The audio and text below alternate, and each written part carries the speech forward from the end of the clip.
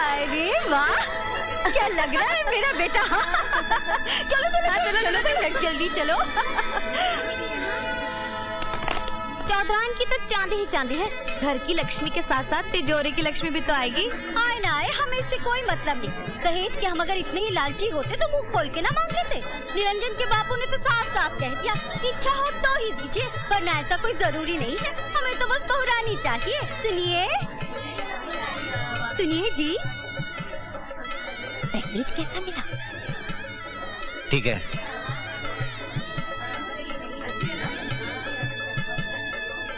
माँ, बाबूजी कुछ खुश नहीं है। कहीं ऐसा तो नहीं कि दहेज कम मिला हो?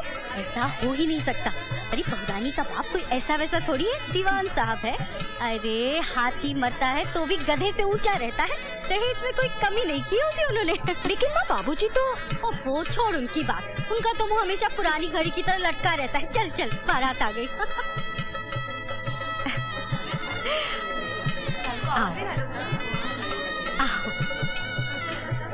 आओ।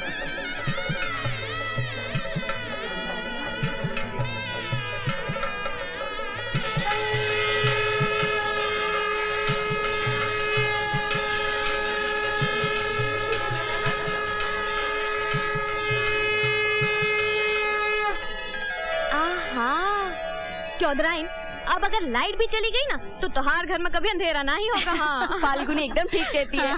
बस बस, अब कहीं और किसी की नजर ना लग जाए। चलो बहुरानी अंदर चलो। अरे रे रे, ऐसे कैसे जाएगी? पहले द्वार छिकाई देनी पड़ेगी। अरे बहुरानी, ये तुम्हारी बड़ी ननद है, 2-4 आने दे दो। 2-4 आने? मैं क्या भिखारन दिखती हूँ? ओहो, बाद में दे देगी, अभी तो जाने दे। अच्छा ठीक है, मैं बाद में ले लूँ, लेकिन एक शर्त है, जो मांगूंगी वो देना पड़ेगा। अरे तो तुम कौन से आसमान के चांद सितारे मांग लोगी? बहुरानी कह तो दे दूंगी। अब चलो चलो।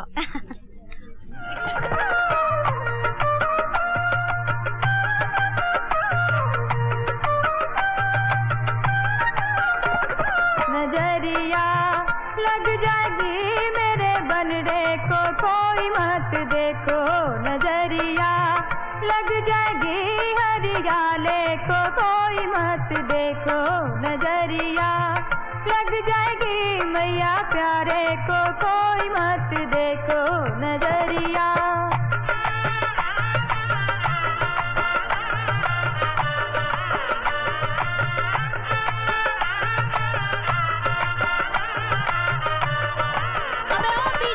टिका लगा के रखा है। हाँ? अरे बंद करते रहे नाच गाना, फट यहाँ से चल। छोटे चौधरी, तुम क्या कर रहे हो? अरे हीरे को घर में छोड़कर एक कोयले की संगत में तुहार क्या काम है? अरे अभी अभी तुहार शादी हुई है, सुहाग रात भी नहीं हुई है और तुम यहाँ। और ऐसा मत, जरा ख्याल रखा करो, नजर लग जाती है बुरी लोगन की। अब चलो घर, चलो।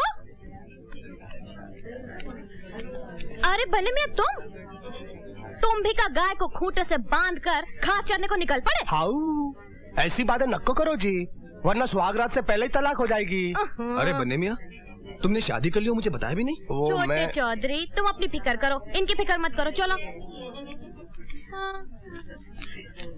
दूल्हे भाई, आपको आपाजान बुला रही हैं। आओ, किसी को हिंदुस्तान बुलाता है, किसी को पाकिस्तान, और किसी को कब्रिस्तान, और मेरे को आपा जान।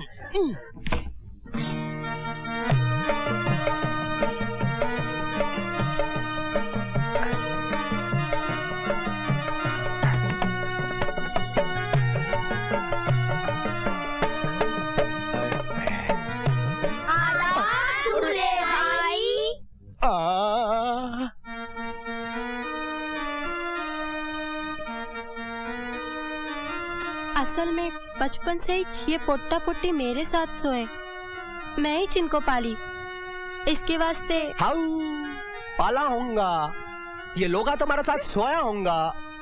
ये सब क्या है भाई? चुप। देखो बच्चों, तुम लोग बड़े हो गए ना, जाकर दूसरे कमरे में सो। हा? अरे रे चुप। ठीक है भाई, ठीक है भाई, यही सो जाना। शब्बो रानी, ये सब के सब कब तक सो जाएंगे भाई? 2-3 घंटे तो जाएंगे ही। तब तक मैं इंतजार कर लेता। इंतजार में और भी मजा बढ़ जाता ना, है ना? कौन सी चीज का मजा? चुपचाप सो जाओ। यतीम बच्चे हैं, इन पर रहम कीजिए। रहम करेंगे तो खुदा आपको फल जरूर देगा। कोई बात नहीं शब्बो, तुम भी इंतजार करो, मैं भी इंतजार करता।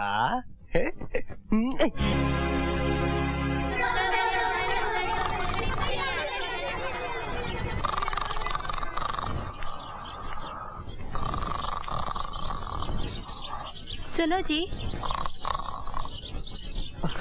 चाय लाई आपके वास्ते। है? अरे सुबह हो गई। अरे शब्बो, तू रात को जगाए काय को ना आई? बहुत थक गई थी नाजी मैं, इसलिए मैं भी सो गई।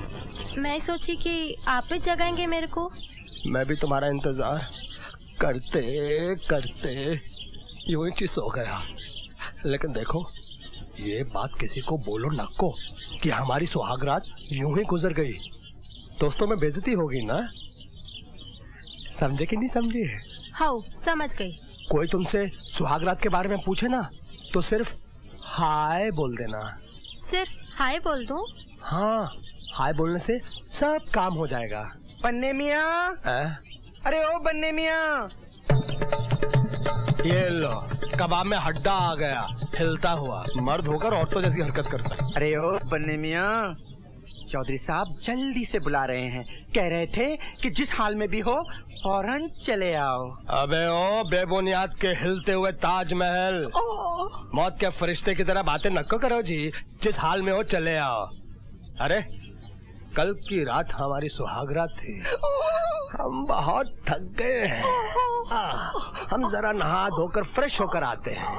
मुखिया जी, क्या जमाना आ गया है, चिता की लकड़ियां तक महंगी हो गई। सेठ जी राम अवतार मर गया। क्या बेचारा? आजा आजा। अबे ओए, देख क्या रहा है, काम बंद कर। जब कोई मर जाता है तो मेरा दिल भर आता है, फिर मुझसे धंधा नहीं होता। चलिए मुखिया जी, चलिए। जबकि असली धंधा तो अब शुरू करेगा ये। राम अवतार, हाय हाय, तू मेरा बचपन का दोस्त था, मेरा लंगोटिया यार। पूरे गांव में इस जैसा शरीफ आदमी कोई नहीं था रे, कोई नहीं था। बार बार एक बात कहता था कि मरने से पहले तेरा कर्जा पूरा करके जाऊंगा चौधरी जी, पूरा करके जाऊंगा। इसकी इच्छा पूरी नहीं हुई और ये मर गया। अब उसकी आत्मा को कितना दुख हो रहा होगा, कितना दुख हो रहा होगा।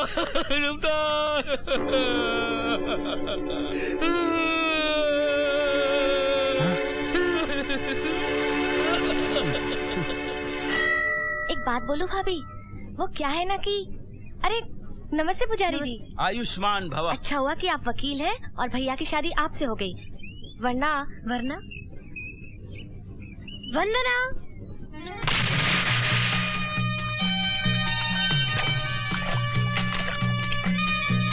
शाम हो गई, ये कोई नहाने का वक्त है?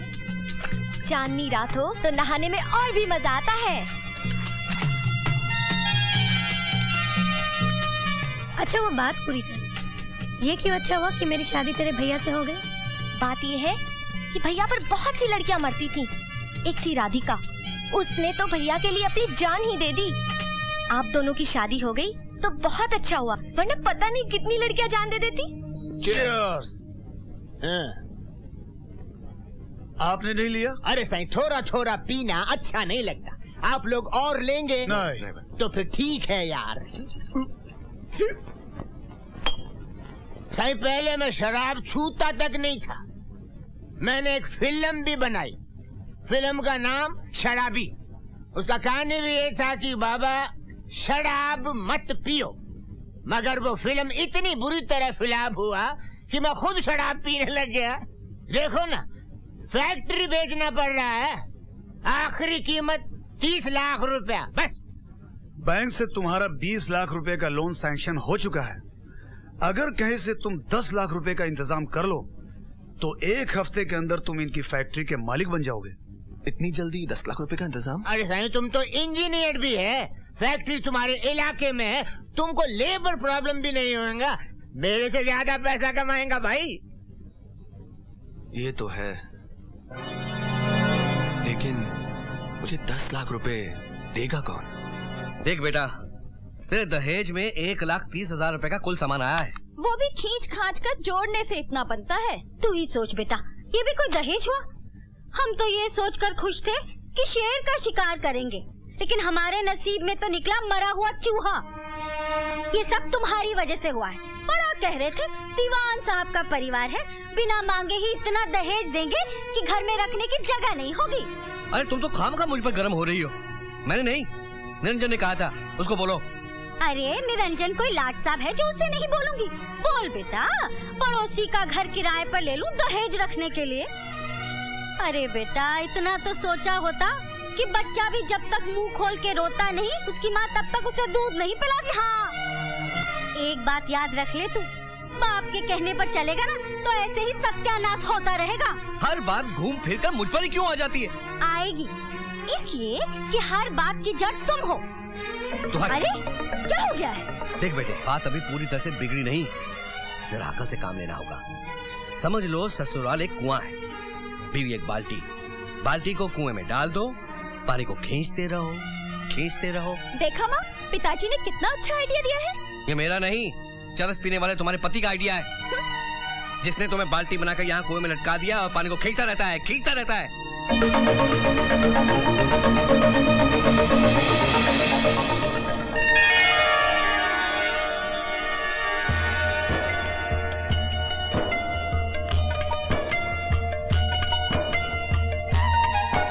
का बहू मई के जात हो? बहुत सुंदर लग रही। चलो जल्दी चलो। पल्लू ठीक करो, आराम से चलो बहू रानी। हाँ, संभल के, जल्दी वापस आ जाना। हाँ,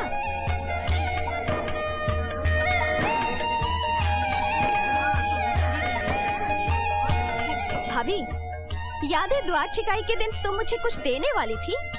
हाँ, लेकिन आपने कहा था कि बाद में मांग लूंगी, मगर आपने तो कुछ मांगा ही नहीं। आज मांग लो भाभी, अपना ये मांग टीका मुझे दे दो ना। इसके अलावा कुछ और मांग लीजिए, ये मेरी माँ की आखिरी निशानी है जो मेरे पास बची है। देना है तो यही दो, वरना कुछ नहीं लूंगी। अरे क्या कहती हो कल्पिता, ये उसकी माँ की निशानी है। अरे निशानी है तो क्या हुआ, क्या ये इसे खा जाएगी? बहू का जब जी करेगा पहनने का, ये उसे वापस दे देगी।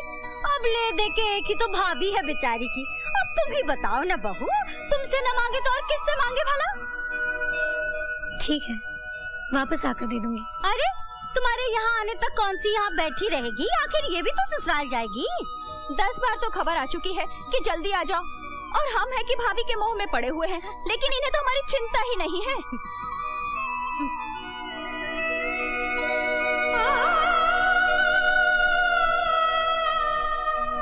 ये लीजिए।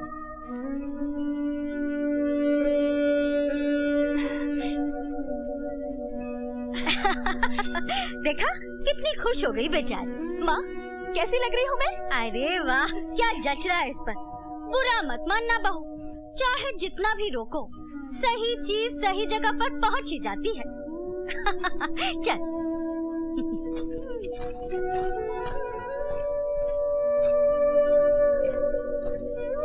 आओ बेटी आओ। चलती हूँ। बैठो।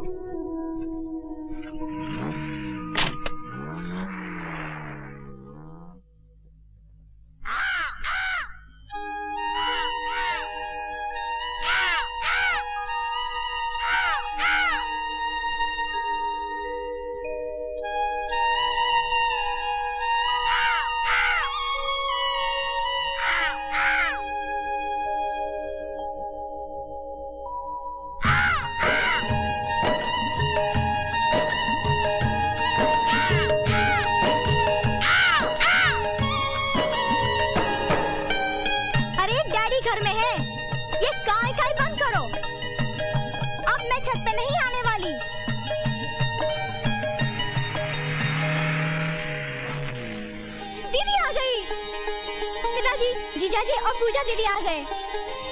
छोड़िए ना, आप जल्दी से जाइए। अरे पर तू कहाँ चली? मैं अभी आई।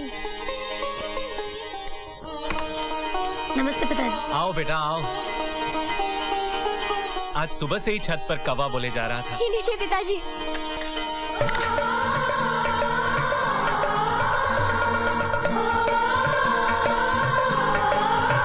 अरे इसे खत्म भी करो।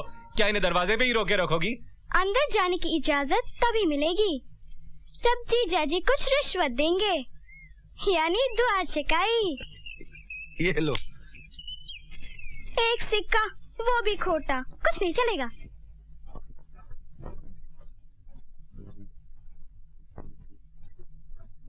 अरे ओ जीजा जी, उधर नहीं इधर, यहाँ बैठिए।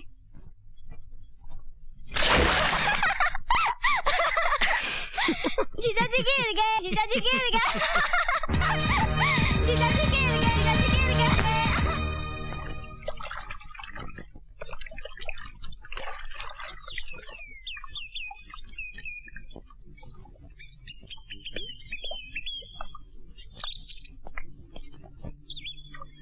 जीजा जी, पीठ की तरफ साबुन हम लगा देते हैं। हाँ? इसमें कोई शरारत तो नहीं? बिल्कुल नहीं।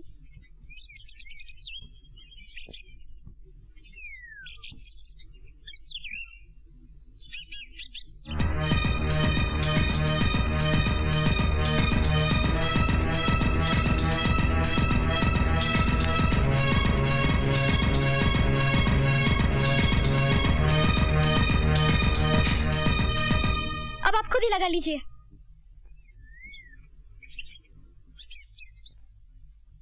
पिताजी, मैं आपसे कुछ बात करना चाहता हूँ। कहो बेटे।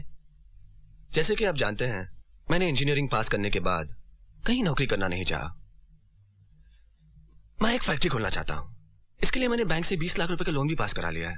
वाह बेटे, ये तो बहुत अच्छी बात है। अब इसमें 10 लाख रुपए अपने लगाने होंगे। अगर ये काम हो गया तो फैक्ट्री 3-4 महीने में ही शुरू हो जाएगी। फिर तो सारे रुपए 1 साल में ही वापस आ जाएगा। अब कहीं हाथ फैलाने से बेहतर मैंने सोचा कि क्यों ना पहले आपसे ही बात की जाए। बेटे, आदमी अपनों से अपनी बात नहीं करेगा तो